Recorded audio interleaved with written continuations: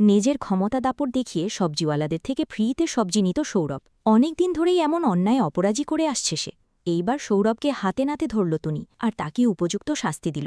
বন্ধুরা, পরশুরাম ধারাবাহিকের আজকের পর্বে দেখানো হয়েছে কাহিনী কর্ণ চ্যাটার্জিকে বলে, আমি একটা কাজ করতেই এই শহরে এসেছি, যাকে বলে আমার একটা মিশন আছে, আর আমি সেই মিশন কমপ্লিট করে খুব তাড়াতাড়ি এই শহর ছেড়ে চলে যাব। ওই পরশুরাম আদা জল খেয়ে আমার পেছনে লেগেছে, তাই যত দ্রুত সম্ভব আমার কাজ আমাকে শেষ করতে হবে। মিস্টার চ্যাটার্জি, আমি সারা জীবন শুধুমাত্র বিয়োগ পেয়ে এসেছি, যাকে বলে মাইনাস, কখনো ভাগ পাইনি। এইবার আমার ভাগ চাই। খুব তাড়াতাড়ি কাহিনী আপনার মুখোমুখি হবে হিসেব নিকেশ করতে। এই বলে কাহিনী কল কেটে দেয়। অন্যদিকে কাহিনীর এই রহস্যময় কথাগুলো কর্ণ চ্যাটার্জির কানে বাজতে থাকে। কর্ণ চ্যাটার্জি দিশেহারা হয়ে যায়, অস্থির লাগে। একদিকে কাভুরাজ তার হাত ছেড়ে দিল। কাভুর আরাধ্যের অপমান সহ্য করবে না, তাই নিজের বাবার বিরুদ্ধে গিয়েছে। আর এখন আবার কাহিনী এমন হেয়ালির ছলে কথা বলছে। এই সব কিছুতে ভীষণ ভেঙে পড়েছে কর্ণ চ্যাটার্জি। অন্যদিকে দেখানো হয় টনি রান্না করছে, আর লাট্টুকু দুজনেই খুনসুটিতে ব্যস্ত। হঠাৎই কেউ দরজায় কড়া নাড়ে। টনির কথায় লাট্টুকু দুজনেই দরজা খুলতে যায়। পিকু যখন টুল নিয়ে দরজা খোলার চেষ্টা করে, হঠাৎ করে লাট্টু তখন দরজা খুলে দেয়। লাট্টু বলে, মাম্মি, দিভাই আমার চাইতে বয়সে বড়, কিন্তু দেখো আমি লম্বায় বড় বলে দরজা খুলেছি। এটা নিয়ে পিকু আর লাট্টুর মধ্যে ঝগড়া খুনসুটি চলতে থাকে। টুনি দুজনকেই শান্ত হতে বলে, আর দরজা খুলে দিতে বলে।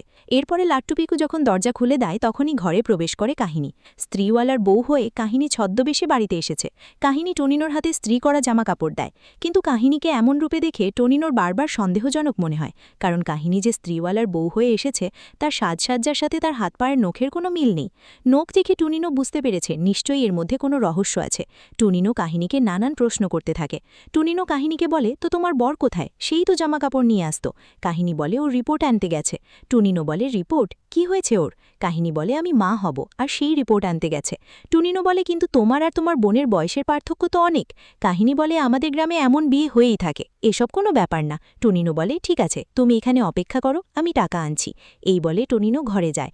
কাহিনীর হাত পায়ের নখ দেখে তার মনে সন্দেহ জেগেছে, আর সেজন্যই তো টুনিনো ঘরে গিয়ে পরশুরামকে ফোন করে তাড়াতাড়ি বাড়িতে আসতে বলে। অন্যদিকে লাট্টু পিকো কাহিনীকে বলে, তোমার বেবি হবে?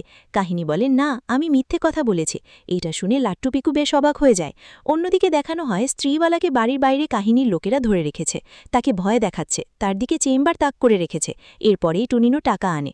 টুনিনো কাহিনীকে টাকা দিতেই যাবে, তখনই ঘরের ভেতরে ঢুকে পড়ে কাহিনীর লোকেরা। তারা লাট্টু পিকুকে টার্গেট করে, লাট্টু পিকুকে ধরে নেয়। টুনিনো বলে, কি করছেন, কে আপনারা? তখনই কাহিনী টুনিনোর দিকে চেম্বার তাক করে। টুনিনো বলে, আপনি কে? কাহিনী বলে, আপনি জানেন না আমি কে? এই বলে কাহিনী নিজের মাথার ঘোমটা সরিয়ে ফেলে। কাহিনী নিজের নাম বলে, আর টুনিনো বারবার করে বলে, আমার সন্তানদের ছিঁড়ে দিন, ওদের কোনো ক্ষতি করবেন না। কাহিনী তার লোককে বলে, ওই দুটো বাচ্চাকে কিডন্যাপ করে নাও, ওদেরকে তুলে নাও। এটা শুনে টুনিনো খুব ভয় পেয়ে যায়। তখনই এন্ট্রি হয় পরশুরামের। পরশুরাম এসেই অ্যাকশন শুরু করে। পরশুরামের সাথে গুন্ডাদের অ্যাকশন হয়, আর অন্যদিকে টুনিনো অ্যাটাক করে কাহিনীকে। টুনিনো কাহিনীকে এমন ধোলাই দেয় যে কাহিনী তার টিম নিয়ে বাপ বাপ করে পালিয়ে যায়। যদিও তারা এত সহজে পালাতে পারত না, কিন্তু সুযোগ বুঝে কাহিনী ঘরের লাইটের দিকে চেম্বার চালিয়ে দেয়, যার কারণে অন্ধকার পরিবেশের সুযোগ নিয়ে তারা পালাতে সক্ষম হয়। পরশুরাম কাহিনীকে ধরতে চেয়েও ধরতে পারে না। টুনিনো বলে, ভাগ্যের সঠিক সময় তোমায় জানিয়েছিলাম। পরশুরাম বলে, কিন্তু তুমি কি করে বুঝলে? টুনিনো বলে, মেয়েটার সাজ পোশাকের সাথে হাত পায়ের নখের কোনো মিল ছিল না, তখনই আমার সন্দেহ হয়েছিল, আমি বুঝে গিয়েছিলাম ওটাই কাহিনী। পরশুরাম বলে, এই না হলে পরশুরামের বউ, খুব ইন্টেলিজেন্ট তুমি। এই বলে পরশুরাম টুনিনোকে জড়িয়ে ধরে। টুনিনো মনে মনে ভাবে, তুমি জানো না আমি কাহিনীকে আগে থেকেই চিনি। অন্যদিকে পরশুরাম মনে মনে ভাবে, আমি জানি টুনিনো তুমি অনেক কিছু জানো, তুমি আমার কাছে অনেক কিছু গোপন করছো, তবে আমি সেই সব সত্যি তোমাকে জেরা করে জানতে চাই না, তোমাকে ভালোবাসা দিয়েই আমি সেই সব সত্যির কাছে পৌঁছতে চাই। এদিকে দেখানো হয় আয়ুষী শুয়ে শুয়ে বিজিতের কথাই ভাবছিল, কি করে বিজিত তাকে চিট করেছে, আর তখনই বিজিতের কল আসে। আয়ুষী ফোন রিসিভ করতে ফোনের ওপাশ থেকে বিজিত আই লাভ ইউ বলে। আয়ুষী বেশ ঘাবড়ে যায়, আর বিজিত আরও ভয়ঙ্করভাবে আয়ুষীকে আই লাভ ইউ বলে। তার আই লাভ ইউ বলার মাঝে অনেকটা আতঙ্ক, অনেকটা ভয় জড়িয়েছিল, আর এইসব কিছু দেখে আয়ুষী খুব ঘাবড়ে যায়। আয়ুষী বিজিতকে হেট ইউ বলে। বিজিত বলে, আমি তো তোমাকে শেষ করবই, তোমাকে এই পৃথিবী থেকে শেষ করে ফেলব, তার আগে তোমাকে শাস্ত্রমতে বিয়ে করব, হয়তোবা রেজিস্ট্রি করে কিংবা সিঁদুর পরিয়ে, তবে বিয়ে আমি তোমায় করবই, আর তারপরেই ঠিক সেখানেই তোমাকে আমি পুঁতে দেব, যেখানে শিবানীকে দিয়েছিলাম। এই কথাগুলো শুনে আয়ুষী খুব ভয় পেয়ে যায়। আয়ুষী বলে, তুমি পাগল হয়েছ?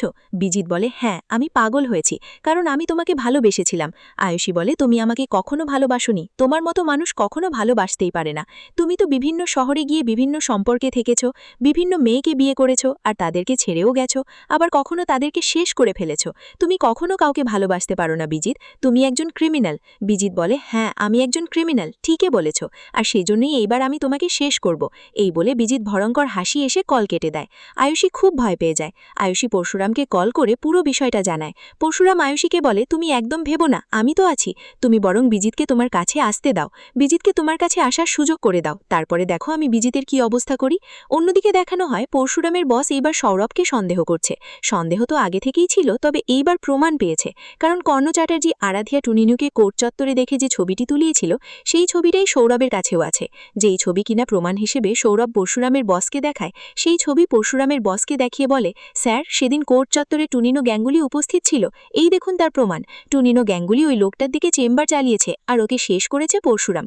যদিও সৌরভকে বাধা দেয় পরশুরামকে শান্ত হতে বলে, সৌরভকে ওখান থেকে চলে যেতে বলে, আর তারপরেই বস পরশুরামকে বলে, তুমি ঠিকই বলেছ, কর্ণ চ্যাটার্জির সাথে সৌরভ জড়িয়ে আছে, কারণ তুমি আমায় যে ছবিটা পাঠিয়েছিলে, মানে আরাধিয়া তোমাকে যে ছবিটা দেখিয়েছিল, সেই একই ছবি সৌরভের কাছেও আছে।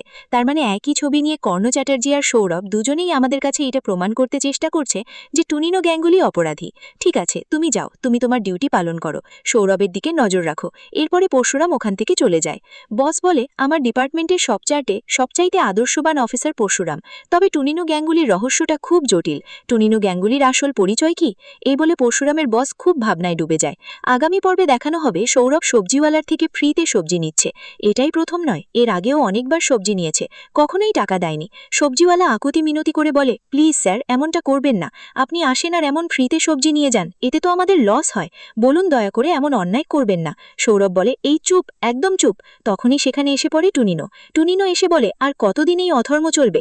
এটা শুনে সৌরভ বলে, আপনি এখানে? টুনিনো বলে, ওনাকে সবজির দাম দিন। সৌরভ বলে, সবজির দাম দেব না, বাড়িতে যাব, তারপরই গাজরের হালুয়া বানাবো। এটা শুনে টুনিনো বলে, হালুয়া তো আমি বানাবো আপনাকে। এই বলে টুনিনো সৌরভকে আঘাত করতে শুরু করে, আর সৌরভ ওখানে সবজির দোকানের সামনে উল্টে পড়ে যায়। তো বন্ধুরা বুঝতেই পারছো, সৌরভের স্পর্ধা দিন দিন বেড়েই চলেছে। আইনের রক্ষক হয়েও প্রতিনিয়ত অন্যায় কাজের সাথে জড়িয়ে যাচ্ছে সে। এইবার সৌরভকে উপযুক্ত শাস্তি দেবে টুনিনো। যদিও এতে হয়তো সৌরভ শুধরাবে না, বরং টুনিনোর প্রতি তার আরও আক্রোশ জাগবে। তবে সেই অবধি পরশুরাম পারবে সৌরভকে শায়েস্তা করতে, আর সেদিনের অপেক্ষায় রয়েছে দর্শকরা। কি হতে চলেছে পরশুরাম ধারাবাহিকে? পরবর্তী আপডেট পেতে আমাদের সাথেই থেকো। ধন্যবাদ সবাইকে।